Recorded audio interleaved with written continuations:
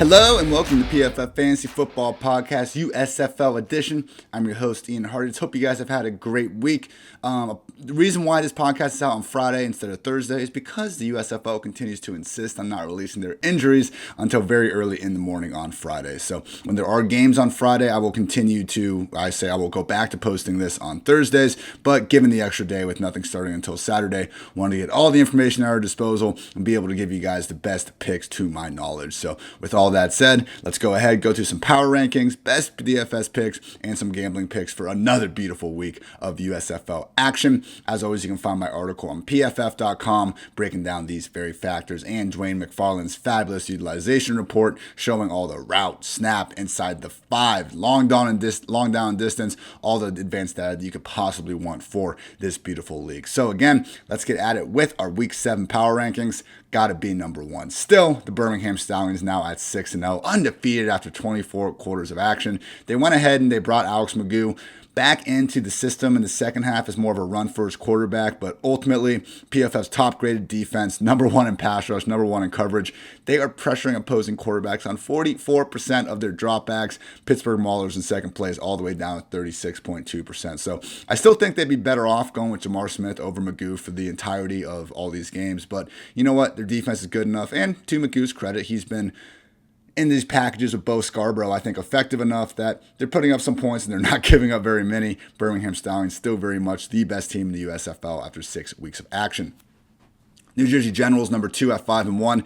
Again, credit to Luis Perez for coming in a tough situation last week, making a few mistakes, but ultimately eating that W. Shout out to Darius Victor for the help, pushing him across that goal line. Certainly something that maybe, 20 years ago wouldn't have been allowed, but we're living in 2022. Let's act like it, people. So, unfortunately, though, with DeAndre Johnson out for the moment, moved into inactive list with that ankle injury, still listed as questionable, so maybe it's not quite as severe as we thought, but honestly, their decision to go ahead, sign Kyle Luletta and just add to this quarterback room is a little bit troubling for expecting DeAndre Johnson to be back sooner rather than later. The good news, Trey Williams, Darius Victor, Darius Shepard, Jamal Moore, Alonzo Moore, and especially PFF's highest graded offensive player, Kevontae Turpin. They give this offense, I think, more weapons over the field than any other USFL team can attest to having. So Luis Perez, even if he isn't as dynamic as DeAndre Johnson, I think that having these guys like Turpin, Victor, Williams, everyone I just listed, and a returning Jamal Moore, these Generals might just have the sort of skill position talent to overcome the loss of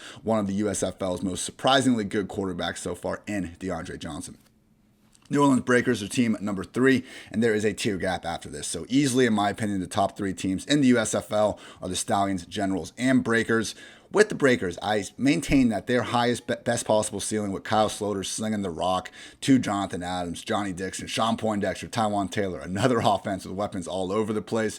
I think the best version of the Breakers can beat the best version of these other teams because I just don't see the other top teams in this league having the sort of offense to engage in this 30, 40-point shootout with someone like the Breakers. With that said, they aren't at 100% right now. Kyle Sloter continues to play through seemingly hand, knee. We never really got the full verdict on when his hip popped out of place or his groin or whatever the hell it was. So Sloter's awfully banged up. He only dropped back to pass 5 times the entire second half last week. For now, it's tough to move the Breakers any higher. But hey, only 2 losses of the year did come to our top 2 teams in the Generals and Stallions.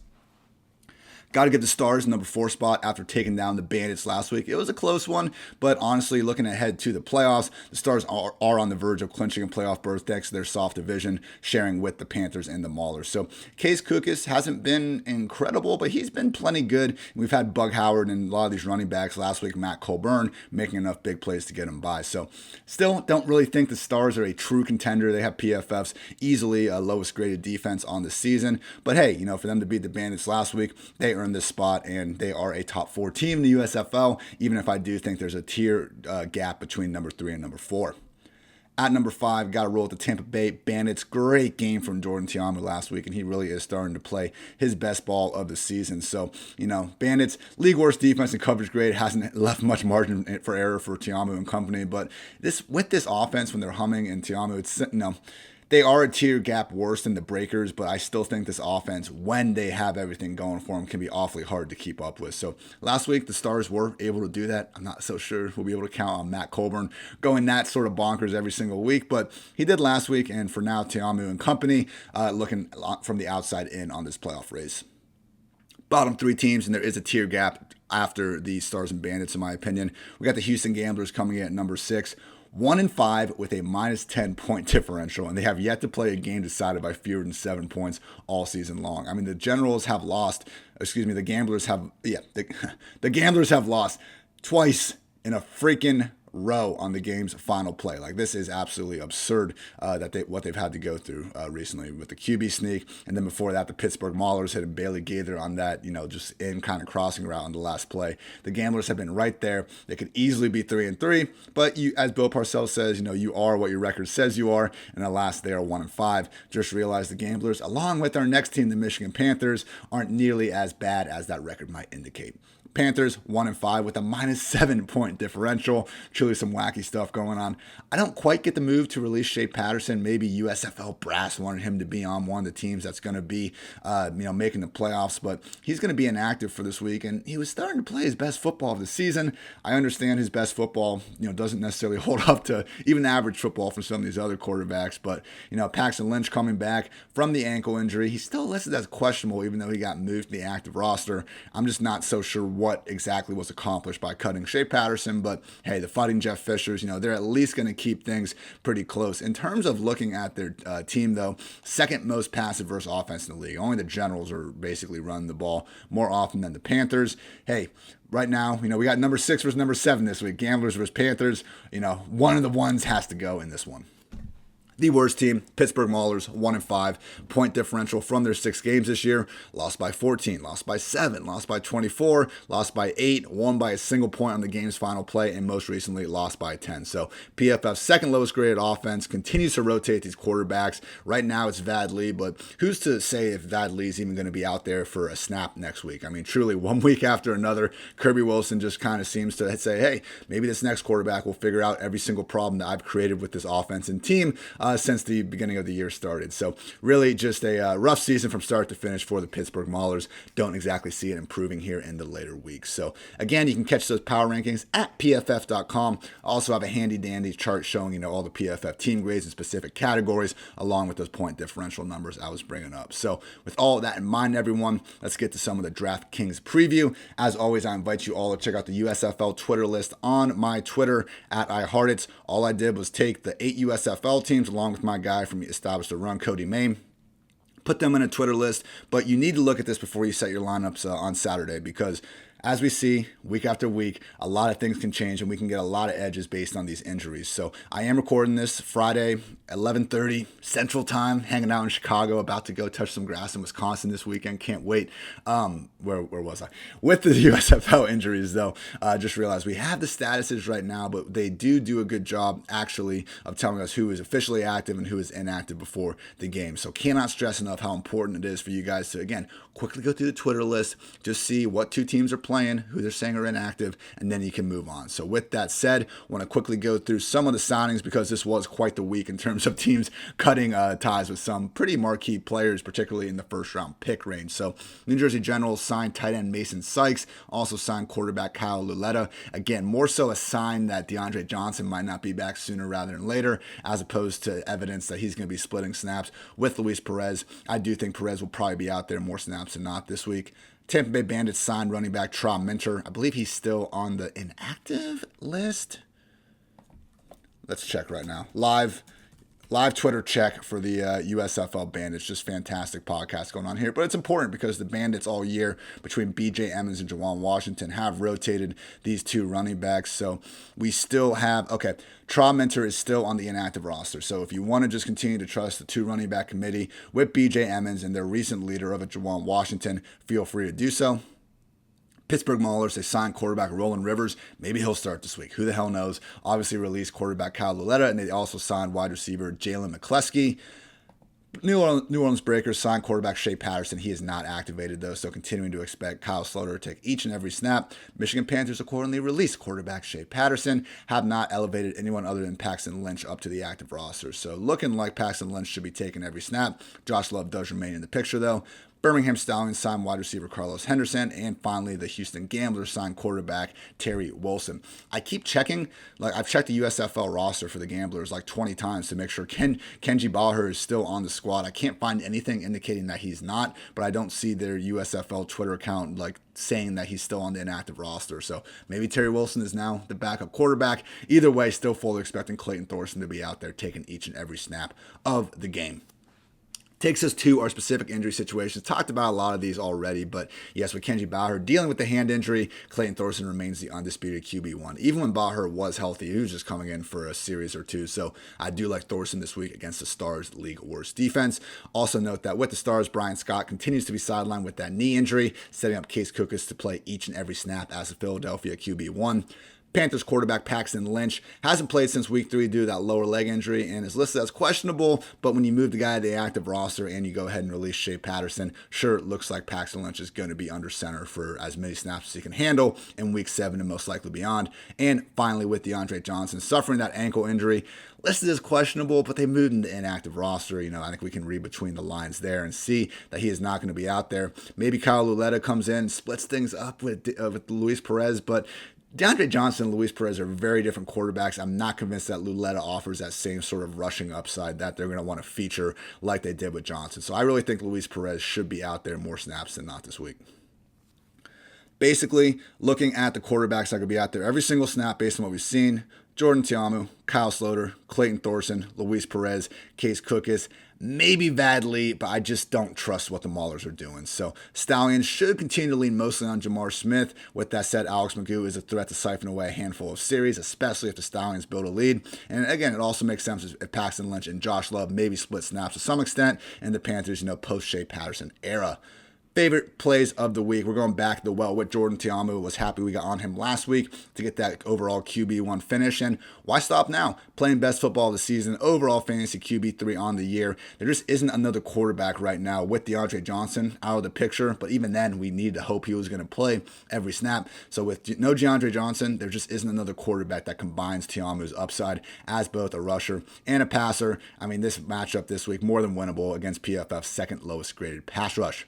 With Clayton Thorson, last week, best game of the year, only threw the ball 19 times, but had 3 touchdowns and looked good doing so. Now gets the Stars, offense that continues to put up points and a defense that continues to give them up. What's that smell like, everyone? A freaking shootout. Let's get it. Love stacking Thorson with Isaiah Zuber. In terms of Tiamu's favorite stacking partner, it's a lot tougher for the Bandits because they rotate 6 wide receivers and 2 tight ends every week. But I would say Cheyenne O'Grady, their tight end, and John Franklin, their wide receiver, who occasionally gets some wildcat snaps, are going to be your best bets. But for Thorson, definitely number 1 wide receiver, Isaiah Zuber. He hasn't been scoring the touchdowns. Like last week, he kind of had a dud, but my God, just from watching him play, we've seen some kind of newfound yak ability that I didn't even know he had. I think Zuber could be on the cusp of a complete blow-up game. Favorite fades. Right now, Kyle Sloter. I'm just not confident enough that he's healthy enough to throw the ball like we know he can. Again, 5 dropbacks in the second half last week. Sure seems like New Orleans wants to just win with the run for now if they're able to. Good for them, not so good for fantasy upside. Also, just get me away from these potential 2 QB offenses with Birmingham, Michigan, probably Pittsburgh. Just want to be fading these quarterback rooms until we have a little more clarity as to what's going on. At running back, Darnell Holland, still dealing with the hamstring injury for the Stars, but his snaps have increased in consecutive weeks after getting back. Matt Colburn's 3 Week 6 touchdowns certainly seem like type of performance that will yield more work in the future, but man, it did come with Paul Terry's sideline with that AC sprain, so Terry was listed as a full go on the injury report before being moved in the inactive list, so maybe he was actually just demoted back to number 3 running back status with Colburn and Holland healthy. That's how they started the year. Holland RB1, Colburn RB2. Paul Terry wasn't even in the mix, but then when Colburn got hurt and Holland got hurt, Terry was elevated, and it took a while for Colburn to kind of get back into his groove. So honestly, it was the sort of performance from Matt Colburn last week where, yeah, it makes sense if he earns more snaps. 3 touchdowns. He looked pretty damn good doing it. At the same time, Holland, his snaps continue to ramp up, and if we end up seeing Paul Terry active, it could form that dreaded 3-back committee.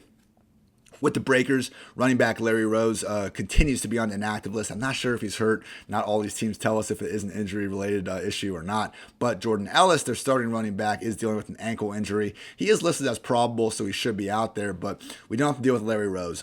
Their other running back, Ezra Gray, is on the inactive list. That means Anthony Jones should again be the projected leader of this backfield in terms of snaps and touches in an offense that isn't expected to throw very much. So Anthony Jones is one of my favorite plays of the week at running back, going back to well there after he had himself one hell of a game last week. With the Bandits, running back B.J. Emmons with a thigh injury returned to action last week. Dwain Washington continued to work as the number one back, but this was pretty split up. I mean, when the Bandits have both these guys healthy, they want to basically go 1A, 1B. It's not an early down versus a pass down back. They basically just rotate series out there. So, again, Minter is not elevated to the active roster, so it's looking like this will remain a two-back committee. But for now, I just see Tampa leaning far more on Tiamu in that passing game than either Emmons or Washington. Great situation here with the Michigan Panthers. Last week, Reggie Corbin posted week-high marks in snaps, rush attempt share, and route rate among all USFL backs. And that was with Stevie Scott and Cam Scarlett active. Now, both guys were dealing with leg injuries. In this one, we don't have to really worry about this is going to happen again, though, because Michigan decided to transfer Stevie Scott to their inactive roster, leading Corbin and Scarlett to form the first two-back committee we've seen with these guys really all season long. So I would guess Paxton Lynch, all Jeff Fisher comparisons to Josh Allen, or I think it was actually Jason Garrett who did that in the broadcast. It would be really surprising to me if Paxton Lynch comes back off the IR and they immediately just try to use him on a bunch of design quarterback runs. What's that mean? I think they're going to force feed their best player, really. Lance Lenore's a baller and even Devin Gray is good, but clearly the best running back in Reggie Corbin. I think he's going to get his largest workload of the season, and because of that, I will probably have him in each and every lineup I make. All the Reggie Corbin this week. If you get one thing away from this podcast, take Reggie Corbin and put him in that RB1 spot this week. I'm that confident. Stallions running back C.J. Marable continues to be on the inactive list. That led to Bo Scarborough working well ahead of Tony Brooks-James in snaps, rush attempts, and target share alike. So Scarborough, one of these guys that I expect to have enhanced ownership just because more people kind of know who he is out there. But it's more okay than ever to actually eat that chalk as long as Marable is out of the picture. So Tony Brooks-James, he did catch the short touchdown last week, but he hasn't really impressed all year. And honestly, if Marable does come back, with Scarborough playing as well as he is, having the Birmingham connection, it wouldn't be all that shocking if Bo is just their starting running back from here on forth. But as long as Marable remains out, that's when we're willing to go back to the well with Bo Scarborough. And finally, New Jersey Generals running back Darius Victor, listed as probable with that ankle injury. Sounds like he'll be fine. He's been listed with this for a few weeks. Still fully expecting him to split touches with Trey Williams. Takes us to our favorite plays. Again, Panthers running back Reggie Corbin, just $6K. We don't really have to worry about salaries because there's so much ability to save money at wide receiver. But give me all the Reggie Corbin this week. Also, Breakers running back Anthony Jones at 4.4K. Gamblers running back Mark Thompson. Guys, Mark Thompson has been incredible this year. He's, was one of our recommended plays last week. Caught 2 touchdowns. So wasn't necessarily how I thought we were going to get there. But when you play as much as he does, these are the sort of things that can happen when you're out there. So with Thompson this year, he has forced 41 missed tackles. The number 2 player is Darius Victor, all the way down at 20. So truly, Mark Thompson has been a bulldozer out there, and he can catch. So don't be afraid to go back to the well with him at 8K. Finally, as we said before, assuming C.J. Marable remains sidelined, Stallions running back Bo Scarborough at 6K firmly in play.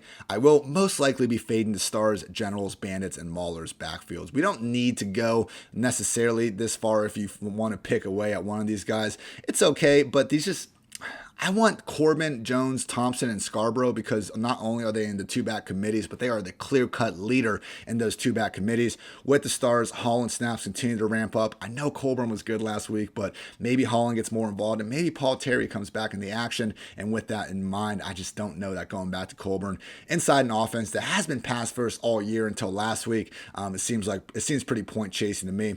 With the Generals, got to wonder if there's going to be a little more pass first without DeAndre Johnson in play. Even with that in mind, Darius Victor, Trey Williams, just so cut down the middle. It's tough to have a good lean on those guys. Bandits, B.J. Emmons, and Dwain Washington, talked about them being more 1A, 1B. And then with the Maulers, it's the same thing with Garrett Groshek and Madre London being 1A, 1B. The problem is the offense isn't nearly as good as these other units, and we don't even have the scoring upside to really make it worthy. Wide receiver and tight end. Breakers wide receiver Sean Poindexter was out last week with a hand injury, but he has been activated and he's listed as probable. So last week, Jonathan Adams, Tywan Taylor, Johnny Dixon were in 3 wide receiver sets. Also had Lee Morris out there with a 41% route rate. Adams and Dixon consistently have been the top 2 wide receivers for New Orleans this entire season. I would think Poindexter's return most likely impacts Taylor and Morris more than anyone. I'm probably going to be fading this Breakers passing game for the most part this week. Again, due to Sloter being at less than 100% and accordingly not seeing that pass game volume where we want it to be. With that said, if you do want to throw some darts out there, they should be at Adams and Dixon ahead of these other wide receivers.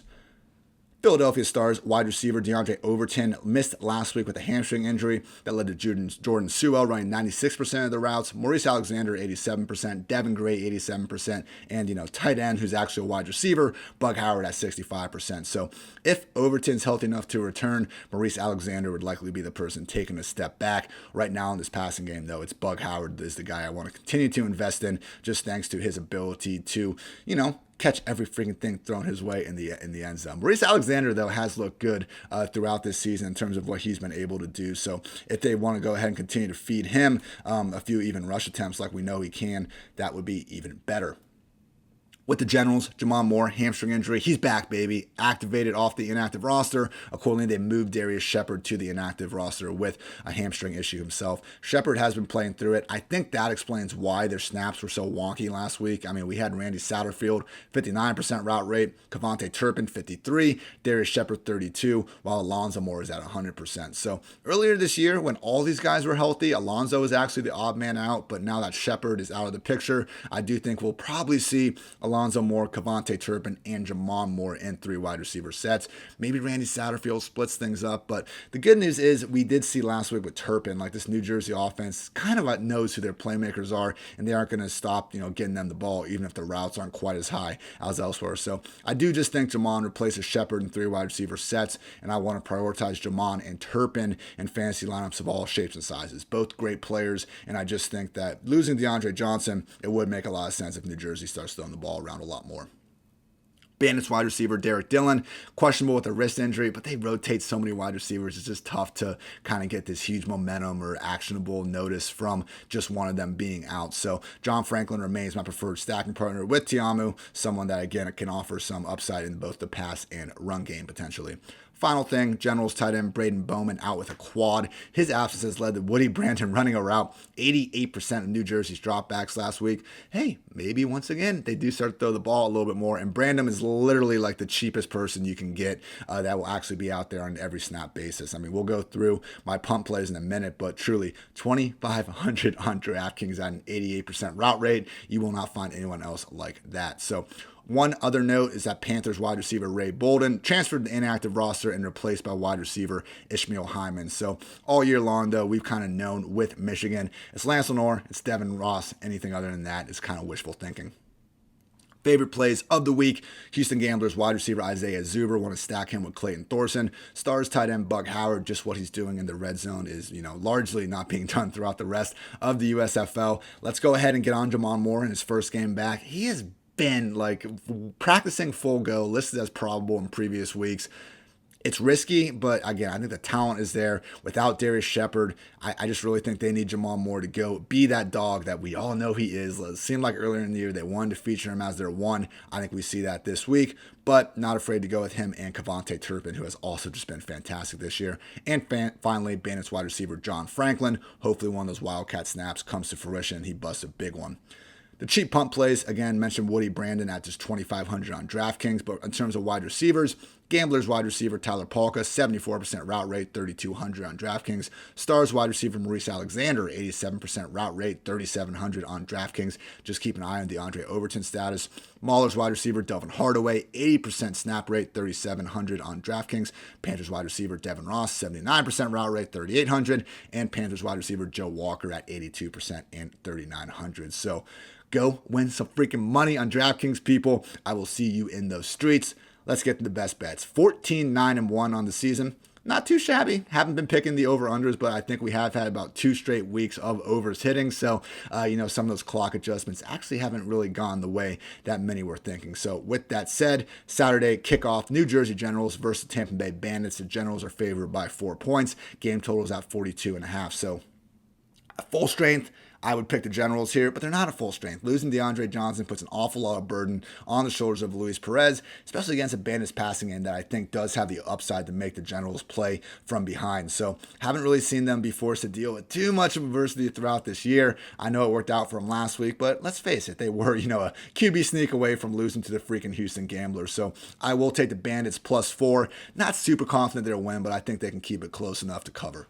New Orleans Breakers versus the Michigan Panthers. New Orleans favored by 5.5 points.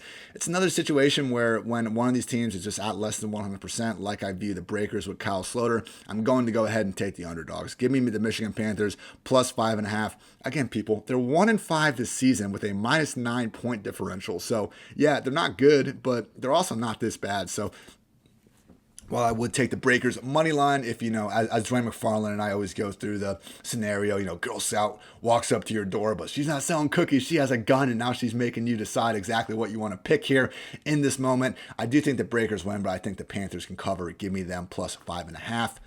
Birmingham Stallions versus the Pittsburgh Maulers. Stallions 12.5 point favorites.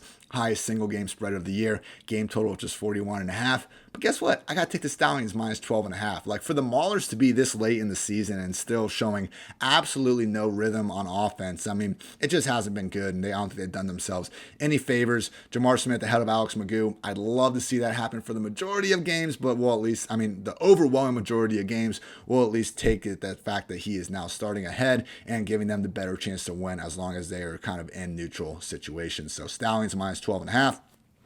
In the final game of the week, Philadelphia Stars versus the Houston Gamblers. Stars favored by 4.5, game total of 43.5. Remember, the Gamblers, like the Panthers, far, more competitive, I think, than their 1-5 record indicates. Just a -10 point differential all season long. And because of that, I do like the Gamblers +4.5 to once again keep things close enough to cover, albeit wouldn't necessarily be putting the mortgage on them to win. So I also like the over 43.5 here. I mean, the Stars, PFF single worst defense on the year. They're able to put up points. Gamblers don't exactly have the world's best defense either, and I think Clayton Thorson in the passing game are good enough to take advantage of some of these issues in the Stars secondary. So to recap, Gamblers +4.5 against the Stars, and I also like over 43.5 in that game. Stallions -12.5 against the Maulers.